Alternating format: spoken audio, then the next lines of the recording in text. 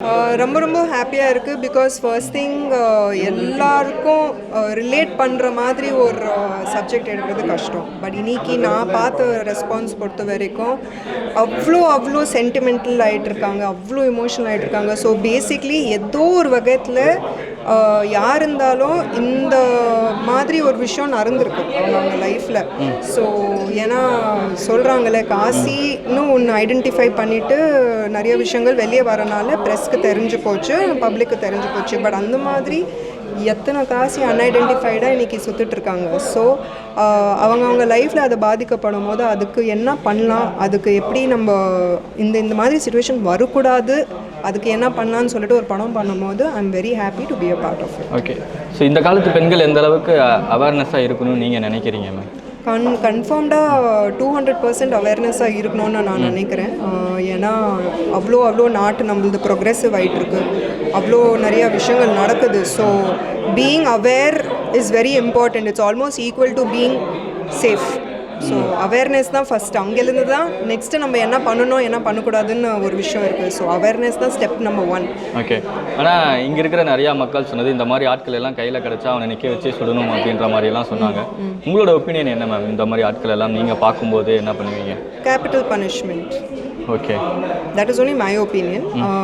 ஏன்னா இன்னும் நம்ம நாட்டில் நிறையா கேஸஸ்க்கு நிறையா விஷயங்களுக்கு ஒரு தீர்ப்பு வராமல் இருக்குது, ரைட்?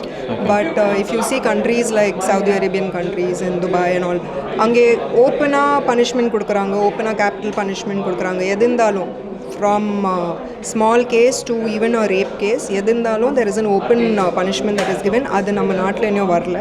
அந்த மாதிரி ஒரு விஷயம் வந்ததுன்னா ஒரு பயம் இருக்கும், ஒரு ஃபியர் இருக்கும்னு நான் ஃபீல் பண்ணுறேன். Okay, thank you ma'am. நான் வரக்குள்ளேயும் ரொம்ப எக்ஸைட்மெண்ட்டோட தான் வந்தேன். ஏன்னா இப்போ ஒரு 5 படம் பண்ணியிருக்கேன். பட் எது ரிலீஸ் ஆக போகுது ஃபர்ஸ்ட்டுன்னு தெரியல. இப்போ ஃபயர் தான். ஸோ அதனால் நான் என்ன சொல்கிறாங்க, நானே ஃபஸ்ட்டு இந்த படம் பார்க்கல. ஸோ ஆடியன்ஸ் என்ன சொல்கிறாங்கன்னு தெரியலங்கிற ஒரு பயம், பதட்டம், ஒரு எக்ஸைட்மெண்ட்டும் இருந்துச்சு. பட் நல்ல ரெஸ்பான்ஸ். Okay, so happy. இந்த காலத்து பெண்களுக்கு இந்த படம் எவ்வளோ முக்கியம்னு நினைக்கிறீங்க? எவ்வளோ அவேராக இருக்கணும்னு நீங்கள் நினைக்கிறீங்க? கண்டிப்பாக நான் என்ன சொல்லுவேன்னா, நம்மளோட பாதுகாப்பு நம்ம கையில் தான் இருக்குது. ஸோ அதனால நான் மற்றவங்கள ப்ளேம் பண்ணி பிரயோஜனம் இல்லை. ஸோ அதனால் எப்பயுமே நம்மளோட சேஃப்டி நம்ம தான் பார்த்துக்கணும். ஓகே.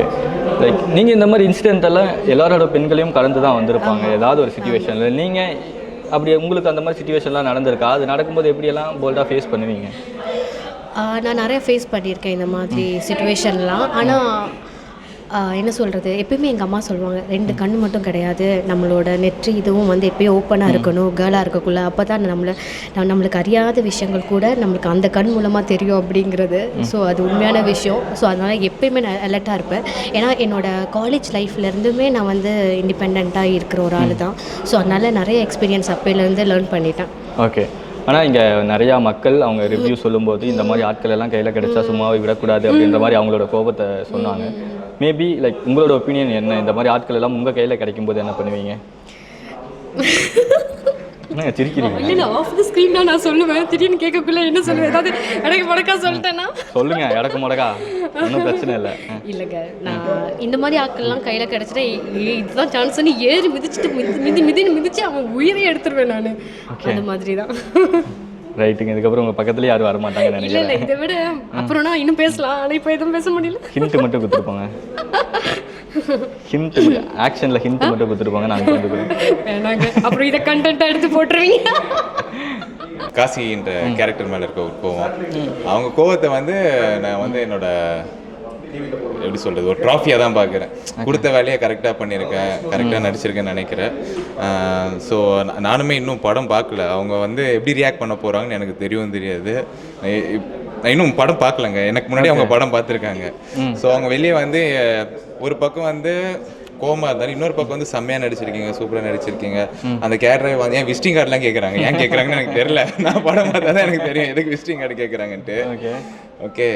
ஸோ அண்ட் இந்த ஸ்டோரி செலக்ட் பண்ணுறதுக்கு நான் பயப்படவே இல்லைங்க. இப்போ நான் இந்த ஸ்டோரி பண்ணலன்னா வேறு யார் பண்ணணும்னு சொல்லுங்கள், அவங்க பண்ணட்டும். At end of the day ஸ்டோரியோட மெயின் பிளாட் என்ன, நம்ம சொல்கிற மெசேஜ் ஆடியன்ஸ் கிட்ட போய் சேரணும்.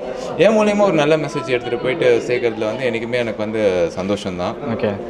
அதை நல்லா நடித்து கொண்டு போய் சேர்த்துருந்தாலும் சந்தோஷம்தான். இதை நான் ஒரு வெற்றியாக தான் பார்க்குறேன் அவங்களோட ரெஸ்பான்ஸ். அவங்க அவ்வளோ அன்பாக இருக்காங்க. அரை மணி நேரம் வந்து நின்று ஃபோட்டோலாம் எடுத்துகிட்டு போகிறாங்க. என்ன தான் வந்து அந்த கேரக்டர் மேலே அவங்களுக்கு ஒரு வெறுப்பு இருந்தாலும் பாலா மேலே அவங்களுக்கு ஒரு பாசம் இருக்குது. ஏன்னா பிக் பாஸ் 180 நாள் பார்த்துருக்காங்க. இதை வச்சு என்ன ஜட்ஜ் பண்ண போகிறதில்ல அவங்க. ஓகேவா?